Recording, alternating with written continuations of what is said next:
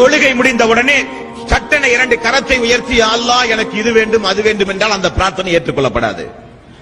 பிரார்த்தனைக்கென்ற ஒரு வழிமுறை உண்டு, விதிமுறைகள் உண்டு. முதலில் நீங்கள் அல்லாஹுவை புகழ வேண்டும். இரண்டாவது நபிகள் நாயகம் ஸல்லல்லாஹு அலைஹி வஸல்லம் அவர்கள் மீது நீங்கள் ஸலவாத் சொல்ல வேண்டும்.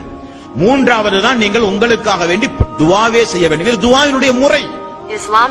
எடுத்த உடனே நாம் நம்முடைய தேவைகளுக்காக வேண்டி அல்லாஹ்விடத்திலே கேட்டால் அந்த துஆ வானத்திற்கும் பூமிக்கும் இடையிலே அந்தரத்தில் தொங்கும் என்று ரசூல் ஸல்லல்லாஹு அலைஹி வஸல்லம் அவர்கள் கூறினார்கள். ஏதாவது ஒரு வார்த்தை அல்ஹம்துலில்லாஹி ரப்பில் ஆலமீன், எல்லா புகழும் யா அல்லாஹ் உனக்கே உரியது, சுப்ஹானல்லாஹ், யா அல்லாஹ் நீயே தூய்மையானவன், அல்லாஹு அக்பர், யா அல்லாஹ் நீயே பெரியவன் என்கிற ஏதாவது ஒரு வார்த்தையை சொல்லி அல்லாஹ்வை முதலிலே புகழுங்கள். இரண்டாவது நபிகள் நாயகம் ஸல்லல்லாஹு அலைஹி வஸல்லம் அவர்கள் மீது நீங்கள் ஸலவாத் சொல்லுங்கள். அல்லாஹும்ம ஸல்லி அலா முஹம்மதின் வ அலா ஆலி முஹம்மதின், அத்தஹியாத்திலே ஓதுற ஸலவாத்.